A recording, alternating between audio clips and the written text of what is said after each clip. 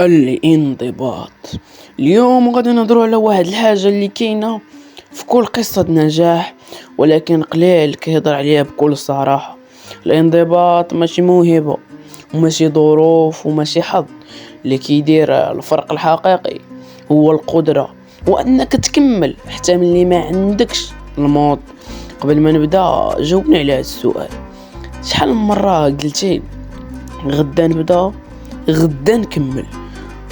وشحال من مرة بديتي بصح؟ الناس كتقلب على فيديوهات تحفيزية، ولكن الحقيقة هي ان التحفيز كيمشي وكيرجع بحال الجو. نهار كتكون محمس، نهار كتكون ما قادر دير والو، ولكن الانضباط هو اللي كيشدك في الايام اللي ما عندكش فيها القوة. التحفيز هو سؤال بغيت نديرها ولا لا، الانضباط هو جواب غادي نديرها واخا ما باغيش. واحد الفكرة خطيرة كتدمر الناس اللي هي هادي: غادي نخدم ملي نحس براسي جاهز. الحقيقة الاحساس ما عمره ما غيكون جاهز. الحياة كدور، المشاكل كاينة، المزاج كيهبط وكيطلع. الا كنتي تابع الاحساس عمرك ما غادي توصل لشي حاجة كبيرة. الانضباط هو انك دير داكشي اللي خاصو يدار، ماشي داكشي اللي كيبان لك ساهل ولا بغيتي انت. الناس كيبان ليها النجاح كيجي دفعة وحده، ولكن الحقيقة النجاح كيجي من خطوات صغيرة ولكن مستمرة. فكر معايا، الكتاب كيكتبوه صفحة بصفحة، الجسم كيتبدل تمرين بتمرين، المشروع كيبدا فكرة ومن بعد خطوة، وحتى العقل كيتبدل عادة بعادة. وماشي المهم انك دير بزاف اليوم، المهم هو دير شوية كل يوم. واحد القاعدة ديما فكر بها راسك: راه الا تحسنتي يوميا غير 1%، راه في مدة سنة واحدة راه غادي تغير كامل وغتغير حياتك كاملة. باش تكون منضبط خصك 4 النقاط. اولا خصك تحط قدامك شنو بغيتي، ما يمكنش تكون منضبط بلا هدف واضح. باغي تبني جسم، حط حداك بلان كيفاش بتولي.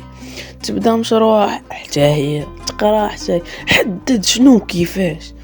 ثانيا العمل، خطة صغيرة ماشي كبيرة، غير 10 دقائق في النهار، غير 15 دقيقة. المهم هو تبدا، ما تعتمدش على الموت. دير المهمة حتى الا ما بغيتيش، قول راسك غير نكمل لي 10 دقائق ومن بعد نشوف. كافئ نفسك او راسك، عقلك كيبغي المكافآت. ملي تكمل المهمة حتى ولو كانت بسيطة صغيرة، عطي راسك تقدير، عطي راسك أهمية. هذه خطيرة وكتبني عادة قوية. أكبر عدو يا صديقي وهو التأجيل والتشتت. غدا نبدا، نهار اثنين قد كل شيء، غير دوجات السيمانة، غير دوجات الشهر. الوقت المناسب صديقي ما كيجيش، الوقت المناسب هو دابا، في هاد الدقيقة، في هاد الثانية. دابا خصك تنوض دير داكشي.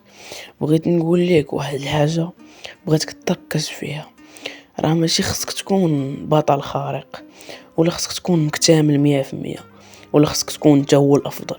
خاصك غير تبدا، تبقى وتتراقب التغيرات مع الوقت وما تستسلمش ابدا.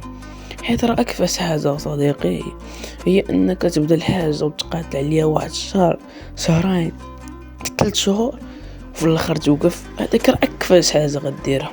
كل واحد قادر يكون منضبط، ولكن غير القليل اللي كيختار يبقى منضبط. وفي الاخير صديقي، الا كنتي باغي تبدل حياتك وماشي خصك تمحيها وتبدا من الصفر، غير بدل عادة وحدة، كررها يوميا، وغادي تشوف حياتك كتبدل بلا ما تحس. إلا عجبك يا صديقي الفيديو خلي لايك وبارطاجي مع شي واحد محتاج يسمع هاد الهضرة. وشكرا بزاف على المشاهدة ديال هاد الفيديو، وإلى هنا نقدر نقول لك انتهت جرعة الدوبامين. نتلاقاو في فيديو جاي إن شاء الله. تهلاو.